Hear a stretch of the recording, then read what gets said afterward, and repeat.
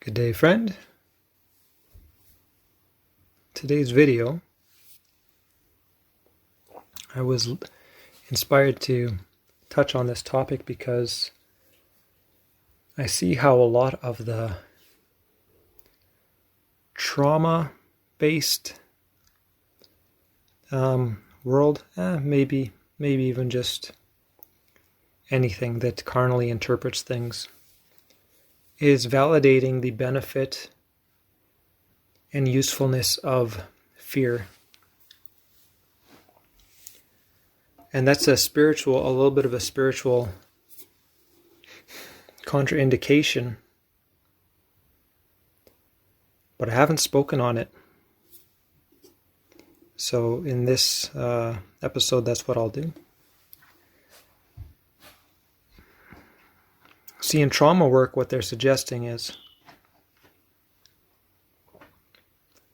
that when we experience fear, and this comes from Peter Levine's teaching in somatic experiencing, where he's talking about a gazelle being chased by a tiger. It's running for its life, and this fear is providing the hormones to fill its body and enable a heightened experience so that that gazelle is given a better chance to escape.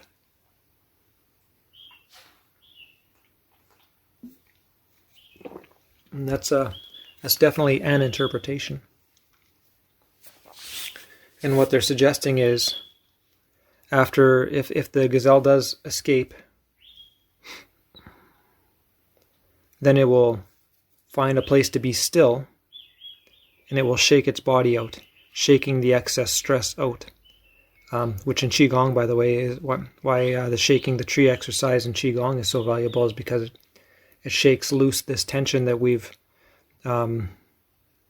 accumulated, much in the same way that the gazelle is shaking this energetic stress out of its system so that it can be freed of it, not move, so that it doesn't maintain that energetic stress, therefore influencing it moving forward.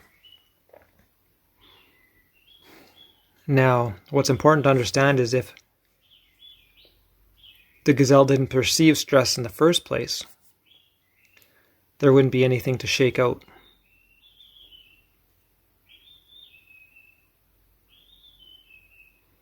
And you might say, well, that's what's benefiting the gazelle, is the stress, the fear response, so that it might be able to escape.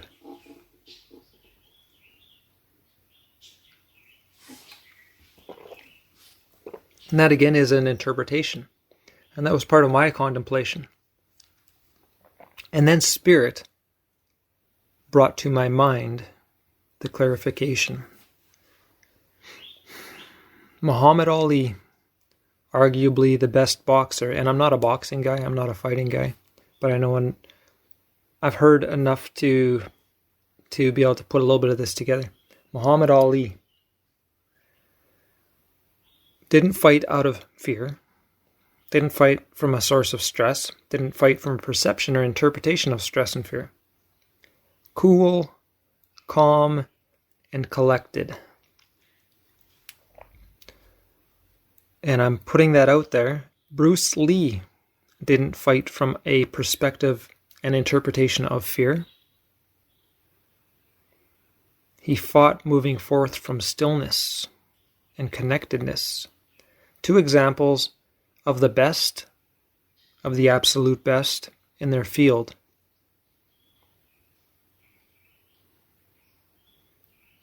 That expressed how they were able to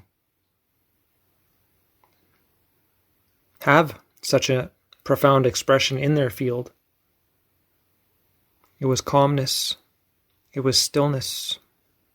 Notice how when you're all aggravated by the carnal mind, whether it's anger, whether it's guilt, whether it's whatever, how you're fumbling things.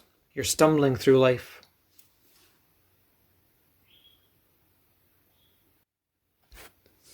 But when you're still, you're more precise.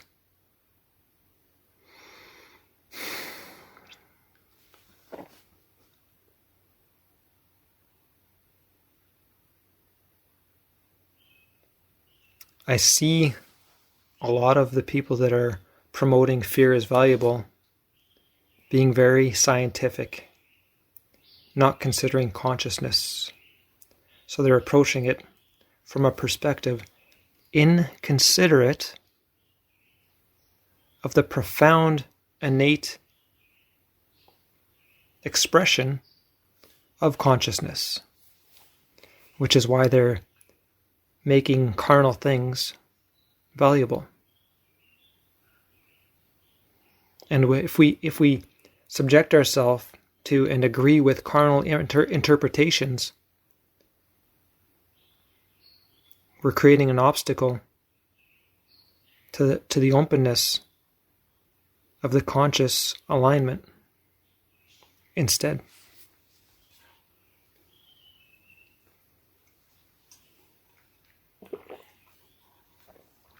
Does that benefit us to surrender the carnal interpretation and align with consciousness? That's our very work in this life, is to transcend the carnal interpretation. It's the carnal interpretation that manifests lack and limitation, lack of understanding, lack of connection. That's what we're coming here to transcend.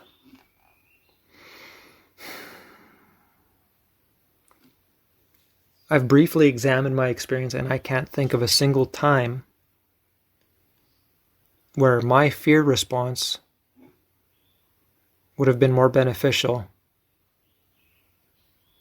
than being connected in that moment. But I can think of a lot of times where I've had a fear response and it limited me. Use your own examine your own experience to validate the truths of this. This might be difficult for some who don't already have that relationship with stillness, don't have a certain amount of stillness cultivated already, so they don't really have something to compare experientially. This isn't meant to be compared conceptually. Concept is where the ego wins because it's the ego's game. It's the game of lack and limitation. You can misperceive anything. The carnal mind can misperceive love for hate. It can misperceive hate for love. It can misperceive disempowerment for empowerment and misperceive empowerment for disempowerment. It's the obstacle to true discernment.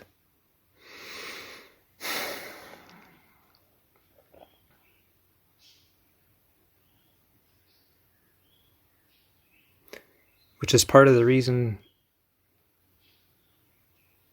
that I've been inspired to share some of these understandings so that we can examine for ourselves. I have a little bit of a different approach than some others that I've seen.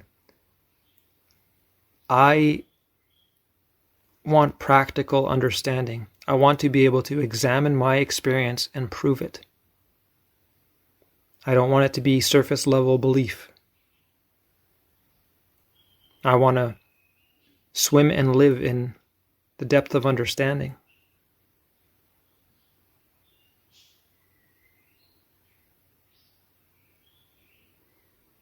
It's like those who, Spirit just brought this to mind. It's like those who see value in being angry with somebody who they perceived wronged them, or hating them because they perceive that this person wronged them, completely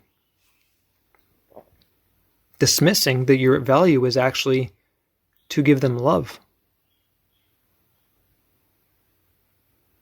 And that's your value to yourself. If you hold anger or hate towards somebody else in your mind, you're influencing your own experience, your own body, your own mind with that negative low vibration. You're pulling yourself down. You have to burn yourself with it before you can burn anybody else. So no matter what anybody else does to you, there's no excuse to hurt yourself. Only the carnal mind would suggest such a response. Where in spirit, you move forward mindfully, with love, with nourishment.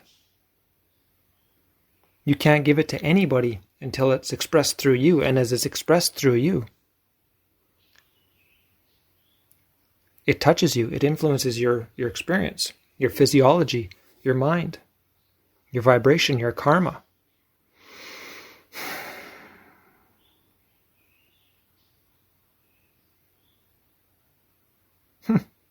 Spirit's bringing this to mind now. When you see, have you ever seen on a documentary or such where animals that would normally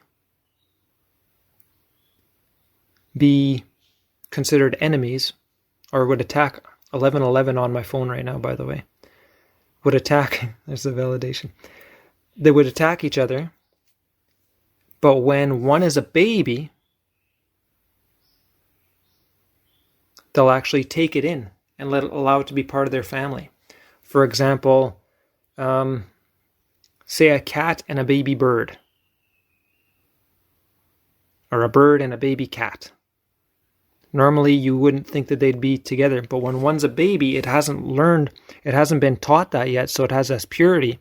It just has this lovingness about it yet. So energetically, it's not resistant to the other one. Fire fuels fire. Like attracts like. So if you meet something with love,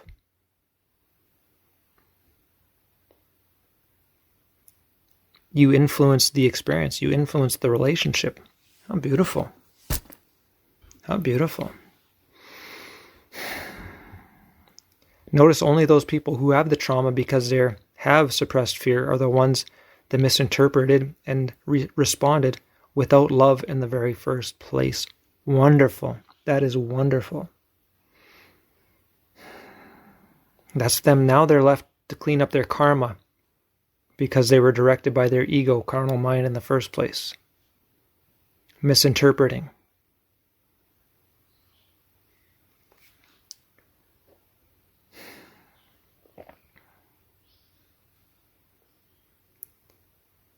Why hasn't the carnal mind told us this before? Because it cannot know these things. It's the obstacle to the knowledge. Look at how it was promoting. Look at how the carnal mind interpretation before was promoting fear. How many people experience fear and they think they're rightly so? They should.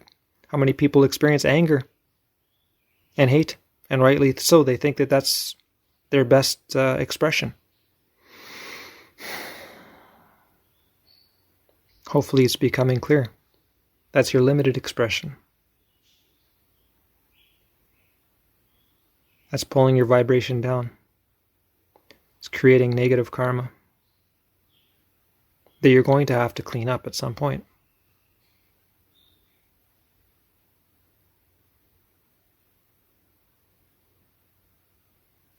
All right, well, this episode turned into a little bit more than I anticipated, but beautiful, beautiful, profound messages.